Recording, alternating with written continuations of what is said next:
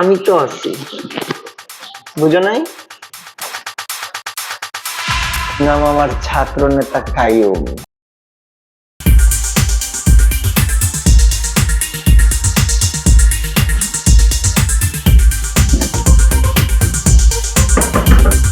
আসবো। আরে কে? আমরা ও আসেন আসেন আসেন, ভিতরে আসেন।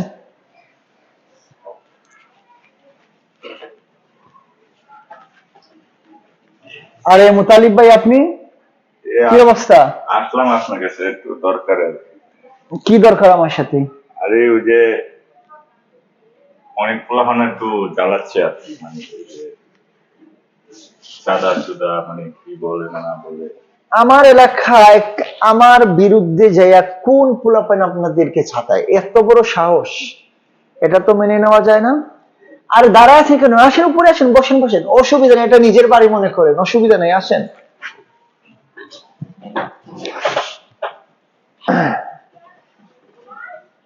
বসেন বসেন মুতালিব ভাই। মেয়েটা কি আপনার সাথে? আমার ওয়াইফ। আপনার ওয়াইফ? ও, ভাবি তো দেখতে অনেক সুন্দর। যাই হোক, ভালো হয়েছে। এখন ভাবির কি সমস্যা? মানে পরিচয় করাইতে আনলাম আর কি, মানে কয়া দেখবে দেখবে নাম শুনে এই আর কি। ও, পরিচয় করাইতে আনছেন? আচ্ছা ঠিক আছে, অসুবিধা নাই। আগে ভালো আছেন ভাবি? ভালো আছি, আপনি কেমন আছেন? এই তো আছি ভালো। ভাবি তো দেখতে অনেক সুন্দর মাশাআল্লাহ, যে কিন্তু ভাবির চেহারা দেখে তো বোঝা যাচ্ছে কোনো সমস্যায় ভুগতেছে। আরে বলেন না আমাকে, আমি তো এলাকার ছাত্র নেতা, কারণ আমার কথায় এলাকা কাঁপে। মানে কি সমস্যা হয়েছে বলেন, খুলে বলেন। একটা জায়গায় জব করতো, করে চাকরি থেকে ডিসমিস করে দিচ্ছে। হ্যাঁ, আপাতত ওর কোনো চাকরি নেই।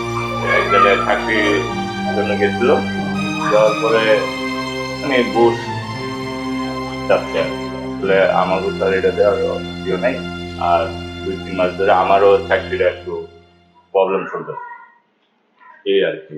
যদি ওই জায়গায় বলে দিতা তাহলে মানে ভালো হতো আর কি। ওই চাকরিটা হয়ে যেত।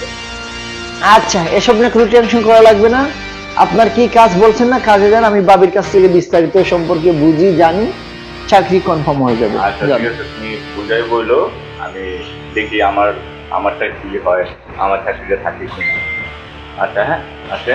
ওকে ঠিক আছে, যান। আমার এলাকায় আপনার কাছে ঘুষ চাইছে? আপনি কোন কোম্পানিতে গেছেন? এই কোম্পানির লোক আপনার কাছে ঘুষ চাইলো? এটা তো মেনে নেওয়া যায় না। কোম্পানির নাম কি বলেন আমাকে? একটা প্রাইভেট কোম্পানিতে গেছিলাম, শাখাওয়াত নামের একটা প্রাইভেট কোম্পানি। আর ওই এমডি সাহেব এই 1 লাখ টাকা ঘুষ চাচ্ছে। 1 লাখ টাকা ঘুষ? ওর এত বড় সাহস! এটা তো মেনে নেওয়া যায় না। ঠিক আছে, আপনি যদি আমার কথায় রাজি হন, তাহলে আপনার চাকরিটা মনে হয় কাল বা পরশুদিন কনফার্ম হয়ে যাবে। ভাই, চাকরিটা আমার খুব দরকার, আমার সংসারে খুব অভাবন্টন, টাকার যে কি দরকার ভাই, খুব বিপদে আছি। যদি আপনি করে দেন তাহলে আমি আপনার কাছে সারা জীবন কৃতজ্ঞ থাকবো। চাকরি তো হবেই। আপনার বেতন ধরছে কত? বেতন বলে 20,000 টাকা হবে। আপনার মাসে 40,000 টাকা দিবে। সবাই অভাব অবর্তনের মধ্যেই চলে। এই ঢাকা শহরের মধ্যে সবাই কষ্টের মধ্যে থাকে। ওটা তো প্রতিনিয়ত লেগেই থাকে একজন না একজনের পিছনে। তো আপনাকে যেহেতু 20,000 টাকা বেতন বলছে, আমি সেটা 40,000 টাকা করে দিব, যদি আপনি আমার সাথে একটু সময় কাটান। মানে? মানে এই যে চাকরি চাকরি না নেবেন না না? ভাই, কি বলেন, এটা সম্ভব না, এটা হয় না ভাই। শুনেন, কারো কাছ থেকে কিছু পেতে হলে তাকে কিছু দিতে হয়।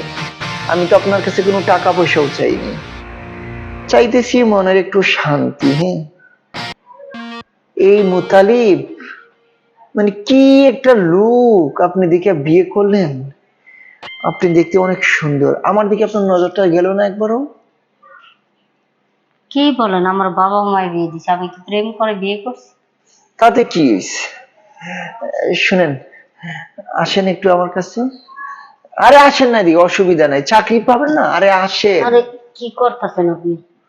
কি করতেছি আমি? কিছুই করতেছি না, চাকরি দিব না।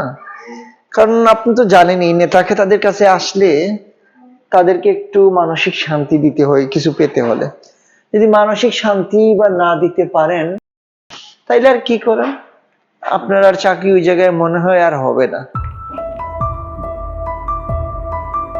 আচ্ছা ঠিক আছে ভাই, আমার তো টাকার খুব দরকার, চাকরিটা খুব দরকার আমার।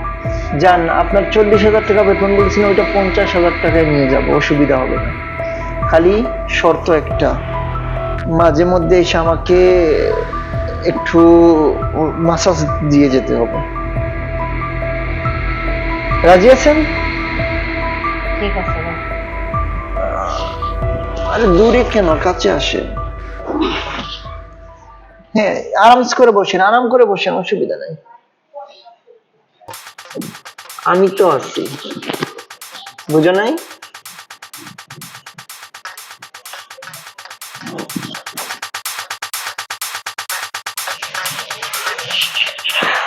ঠিক আছে, যান, আপনার চাকরিটা কনফার্ম হয়ে যাবে।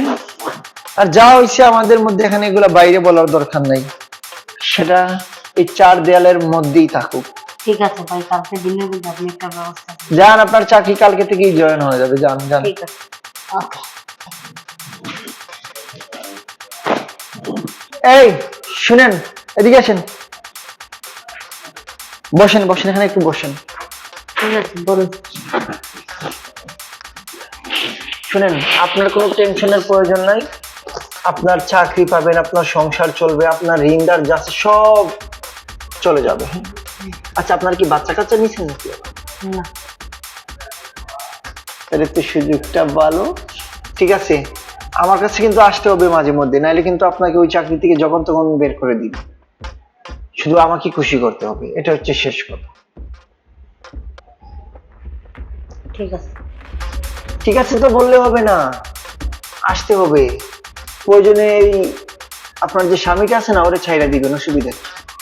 যেহেতু কোনো বাচ্চা কাচ্চা হয়নি, হয়তো আমাকেও চাইলে বিয়ে করতে পারো। যেহেতু আমার 4-5টা বউ আছে, আমি চাচ্ছিলাম 1 ডজন বানাবো। হ্যাঁ, আর 6-7টা লাগবে।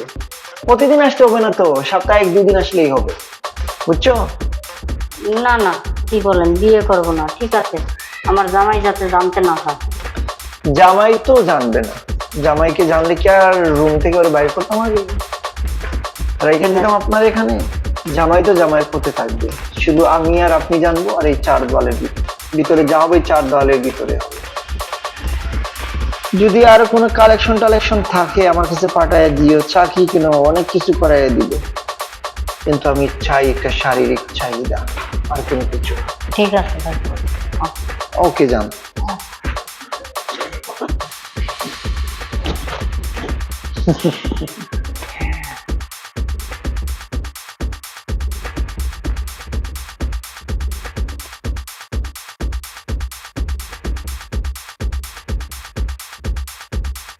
নাম আমার ছাত্র নেতা কাইয়ুম, সবাই এদিন খাইম খাইম করে।